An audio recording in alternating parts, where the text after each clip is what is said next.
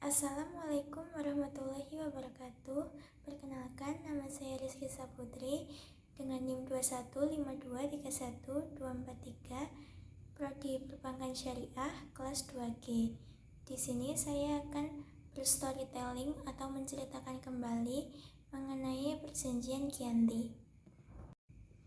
Perjanjian Giyanti lahir sebagai kesepakatan segitiga konflik antara Pakubuwana III, Pangeran Mangkubumi, dan Perserikatan Perusahaan Dagang Hindia Belanda atau VOC pada 13 Februari 1755. Nama Giyanti diambil dari nama tempat penandatanganan perjanjian ini, yaitu di Janti, yang sekarang dikenal dengan Dukuh Kerten, Jantiharjo, Karanganyar, Jawa Tengah. Perjanjian ini dibuat dalam rangka meredam api konflik yang terjadi berlarut-larut pasca perpindahan Keraton Kartasura ke Surakarta.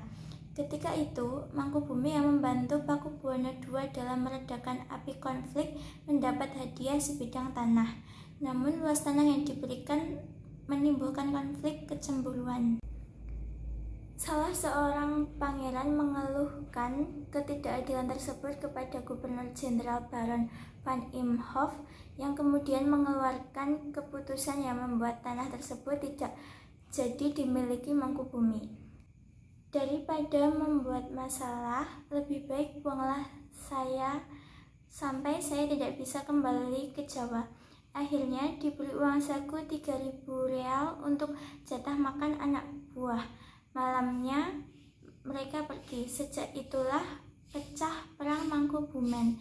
Puluhan prajurit kompeni prajurit Jawa tewas. Perlawanan ini mendorong Gubernur VOC untuk Jawa Utara, Nicholas Harting, mengambil sikap untuk menyelamatkan daerah operasionalnya secara tertutup dengan melakukan perundingan dengan Mangkubumi.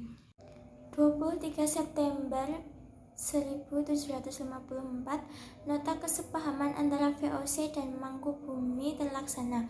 Nota tersebut disampaikan pada Pakubuwana III, pengganti Pakubuwana II. Nota tersebut menyatakan bahwa Pangeran Mangkubumi mendapatkan wilayahnya. Pada 4 November 1754, Pakubuwana III menyatakan persetujuannya terhadap hasil perundingan Gubernur Jawa Utara dengan Mangkubumi tersebut. Kesepakatan ini mendorong sebuah perjanjian besar yang ditandatangani di Desa Giyanti yang terletak beberapa kilometer di sebelah timur Surakarta. Penandatanganan perjanjian ini menjadi pangkal dari terbelahnya tanah Jawa menjadi dua bagian atau dikenal dengan istilah Palihan Nagari.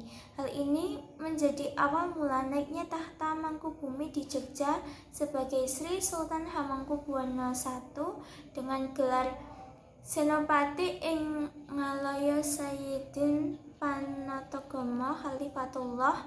Sejak ditandatanganinya perjanjian tersebut pada 13 Februari 1755. Perjanjian Giyanti yang tidak merinci pembagian wilayahnya menimbulkan rentetan peristiwa. Pembagian sengaja diacak sehingga ada wilayah yang tumpang tindih sehingga mengakibatkan kecenderungan konflik di antara kedua kerajaan. Sementara itu, pasca perjanjian Giyanti, Raden Mas Said atau Pangeran Sambernyawa yang dahulu membantu Mangkubumi masih terus melakukan pemberontakan. Seperti halnya Mangkubumi, Pangeran Sambernyawa yang merupakan trah Pakubuwana turut menuntut hak sebagai penguasa wilayah. Dalam gerakannya pada Oktober 1755, Pangeran Sambernyawa berhasil mengalahkan satu kelompok pasukan VOC. Pada Februari 1756, ia juga hampir membakar keraton yang baru didirikan di Jogja. Setelah perang bertahun-tahun, VOC akhirnya menyudahinya dengan penandatanganan Perjanjian Salatiga pada 1757. Perjanjian ini menyebabkan tanah Jawa kembali terbagi. Pada perjanjian ini disepakati Pangeran Sambernyawa mendapatkan sebagian dari wilayah Kasunanan Surakarta dengan wilayah kekuasaan yang dikenal sebagai Kadipaten Mangkunegaran. Keterbelahan Jawa ini kemudian hari belum berhenti.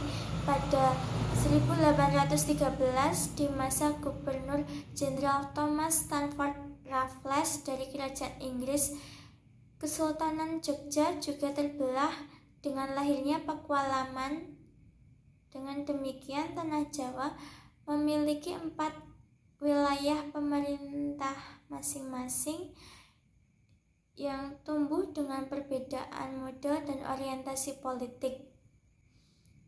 Hal ini pun mengantarkan Jawa pada rupa yang beragam. Dinamika politik yang digerakkan angin revolusi pada masa pertengahan 1940-an membuat masing-masing mengalami nasib yang berbeda.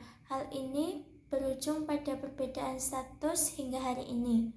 Di masa Republik Indonesia, Kasunanan Surakarta dan Kadipaten Mangkunegaran menjadi situs cagar budaya, sementara wilayah Jogja yang di dalamnya juga terdapat Pakualaman menjadi daerah istimewa.